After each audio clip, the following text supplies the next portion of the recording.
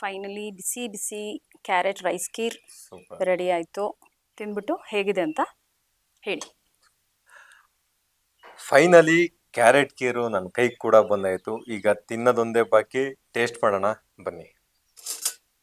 Finally taste ಮಾಡೋ ಥರ ಬಂತು. ಹೇಗಿದೆ? ನಮ್ಮ ಹೊಸ ಚಾನಲಲ್ಲಿ ಹೊಸದಾಗಿ ಸ್ಟಾರ್ಟ್ ಮಾಡ್ತಾ ಇರೋ ಯೂಟ್ಯೂಬ್ ಚಾನಲ್ಲು. ಸೊ ಹೊಸ ಟೇಸ್ಟು ಕ್ಯಾರೆಟ್ ಕೀರು ನೀವು ಮನೆಯಲ್ಲಿ ದಯವಿಟ್ಟು ಟ್ರೈ ಮಾಡಿ, ಟೇಸ್ಟ್ ಮಾಡಿ, ಎಂಜಾಯ್ ಮಾಡಿ ಅಂತ ಕೇಳ್ಕೊತೀನಿ. ಸಖತ್ತಾಗಿದೆ. ಹಾಯ್, ಹಲೋ, ನಮಸ್ಕಾರ, ವೆಲ್ಕಮ್ ಟು ಕಿಚನ್ ಬಡೀಸ್. ನಾನು ಸೀನುರಾಜ್ ಆ್ಯಂಡ್ ನಾನು ನಿಖಿತಾ. ನಾವು ಇವತ್ತಿಂದ ಹೊಸದಾಗಿ ಕಿಚನ್ ಬಡೀಸ್ ಅನ್ನೋ ಕುಕಿಂಗ್ ಚಾನಲ್ನ ಸ್ಟಾರ್ಟ್ ಮಾಡ್ತಾ ಇದ್ದೀವಿ. ಪ್ರತಿದಿನ ನಿಮ್ಮ ಮುಂದೆ ಹೊಸ ರೆಸಿಪಿ ಜೊತೆಗೆ ಬರ್ತೀವಿ. ನಮ್ಮ ವಿಡಿಯೋನ ನೀವು ನೋಡ್ತಾ ಇರಿ, ನಿಮ್ಮ ಮನೆಯಲ್ಲೂ ಕೂಡ ನೀವು ಟ್ರೈ ಮಾಡಿ, ಎಂಜಾಯ್ ಮಾಡಿ ಅಂತ ಕೇಳ್ಕೊತೀನಿ. ಬನ್ನಿ, ಇವತ್ತು ಹೊಸದಾಗಿ ಏನು ರೆಸಿಪಿ ಸ್ಟಾರ್ಟ್ ಮಾಡಬೇಕು ಅಂತ ಇದ್ದೀರಾ ಹಾಗೆ ಹೇಳಿ. ಎಲ್ರಿಗೂ ನಮಸ್ಕಾರ. ಇವತ್ತು ನಮ್ಮ ಯೂಟ್ಯೂಬ್ ಚಾನಲ್ನ ಮೊದಲನೇ ಎಪಿಸೋಡ್ ಆಗಿರೋದ್ರಿಂದ ಸೊ ಒಂದು ಸ್ವೀಟ್ ಇಂದ ಸ್ಟಾರ್ಟ್ ಮಾಡೋಣ ಅನ್ಕೊಂಡಿದ್ದೀನಿ. ಸೂಪರ್. ಏನು ಸ್ವೀಟ್ ಮಾಡಬೇಕು ಅಂತ ಇದ್ದೀರಾ? ಸೊ ಇವತ್ತು ನಾನು ಕ್ಯಾರೆಟ್ ರೈಸ್ ಕೀರ್ ಮಾಡೋಣ ಅಂತ ಅನ್ಕೊಂಡಿದ್ದೀನಿ. ಸಾಮಾನ್ಯವಾಗಿ ನೀವು ಕ್ಯಾರೆಟ್ ಹೋಳಿಗೆ ತಿಂದಿರ್ತೀರಾ, ಕ್ಯಾರೆಟ್ ಹಲ್ವಾ ತಿಂದಿರ್ತೀರಾ. ಸೊ ಇದು ಕ್ಯಾರೆಟ್ ರೈಸ್ ಕೀರ್ ಅಂತ. ಇದು ನಾನು ಯಾವುದೋ ಒಂದು ಫಂಕ್ಷನ್ ಅಲ್ಲಿ ನಾನು ಟೇಸ್ಟ್ ಮಾಡಿದ್ದು. ಸೊ ಅದನ್ನ ನಾನು ಟ್ರೈ ಮಾಡಿದೆ. ಸೊ ಸೂಪರ್ ಆಗಿ ಬಂತು. ಸೊ ಹಂಗಾಗಿ ಇವತ್ತಿನ ಎಪಿಸೋಡ್ ಅಲ್ಲಿ ಮಾಡೋಣ ಅಂತ ಅನ್ಕೊಂಡಿದ್ದೀನಿ. ಅಂದ್ರೆ ಕ್ಯಾರೆಟ್ ರೈಸ್ ಕೀರ್ ಅಂತ ನಾನು ಕೂಡ ಮೊದಲನೇ ಸಲ ಕೇಳ್ತಾ ಇರೋದು. ನೀವ್ ಹೇಳ್ದಾಗೆ ಎಲ್ಲಾರು ಕ್ಯಾರೆಟ್ ಒಬ್ಬಟ್ಟು ತಿಂದಿರ್ತಾರೆ, ಕ್ಯಾರೆಟ್ ಹಲ್ವಾ ತಿಂದಿರ್ತಾರೆ.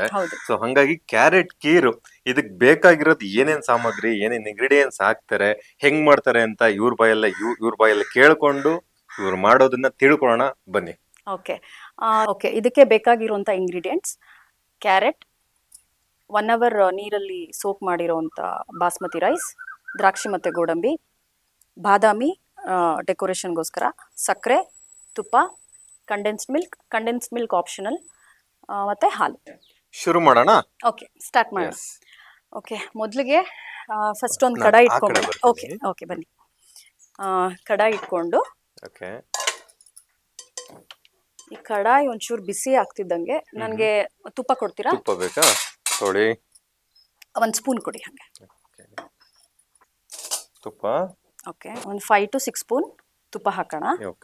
ಅದು ದ್ರಾಕ್ಷಿ ಮತ್ತೆ ಗೋಡಂಬಿ ಕೊಡಿ. ಮೊದಲಿಗೆ ದ್ರಾಕ್ಷಿ ಮತ್ತೆ ಗೋಡಂಬಿನ ರೋಸ್ಟ್ ಮಾಡಿ ಎತ್ತಿಟ್ಕೊಂಡ್ಬಿಡ್ಬೇಕು.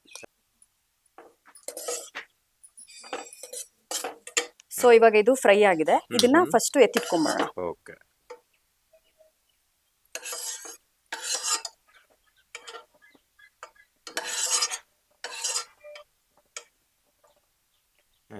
ಇವಾಗ ದ್ರಾಕ್ಷಿ ಮತ್ತೆ ಗೋಡಂಬಿನ ಹುರ್ಕೊಂಡಾಯ್ತು.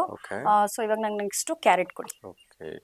ಮೊದಲಿಗೆ ಕ್ಯಾರೆಟ್ನ ತುಪ್ಪದಲ್ಲೇನೆ ಫ್ರೈ ಮಾಡ್ಕೋಬೇಕು. ಓಕೆನಾ?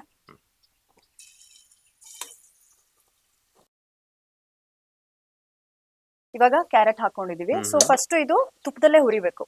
ಹಸಿ ಸ್ಮೆಲ್ ಹೋಗೋ ತನಕ ಹಿಂಗೆ ಫ್ರೈ ಮಾಡ್ಕೊಬೇಕು. ಒಂದು 2 ರಿಂದ 3 ನಿಮಿಷ ಅದು ಹಸಿ ಸ್ಮೆಲ್ ಹೋಗೋ ತನಕ ಹುರ್ಕೋಬೇಕು.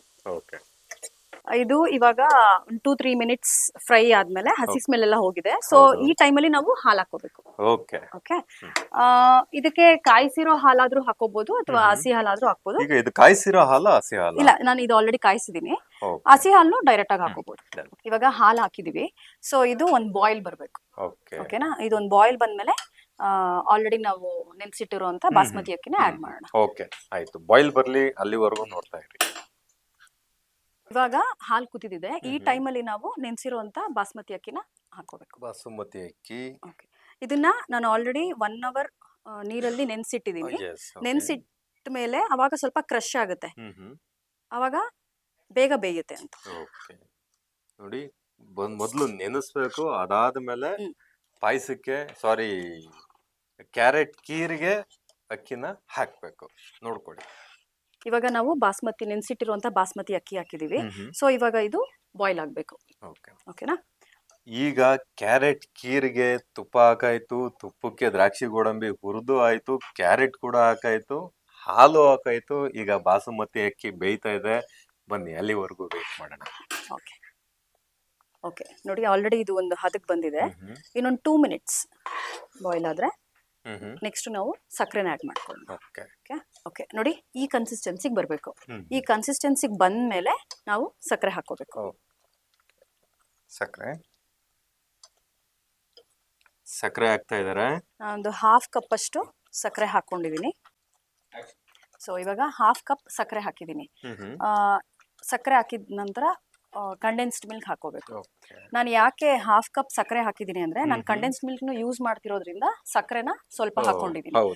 ಇದು ಆಪ್ಷನ್, ಇದು ಬೇಕಂದ್ರೆ ಹಾಕೋಬಹುದು, ಇಲ್ಲ ಅಂದ್ರೆ ಕಂಡೆನ್ಸ್ ಮಿಲ್ಕ್ ನ ಬೇಕು ಅಂದ್ರೂ ಕೂಡ ಹಾಕೋಬಹುದು, ಬೇಡ ಅಂತಂದ್ರೆ ಸಕ್ಕರೆ ಕೂಡ ಯೂಸ್ ಮಾಡ್ಕೊಬಹುದು. ಬೇಡ ಅಂದ್ರೆ 1 ಕಪ್ ಸಕ್ಕರೆ ಹಾಕೋಬಹುದು. ನಾನು ಕಂಡೆನ್ಸ್ಡ್ ಮಿಲ್ಕ್ ನ ಯೂಸ್ ಮಾಡ್ತಿರೋದ್ರಿಂದ ಹಾಫ್ ಕಪ್ ಸಕ್ಕರೆ ಹಾಕಿದ್ದೀನಿ.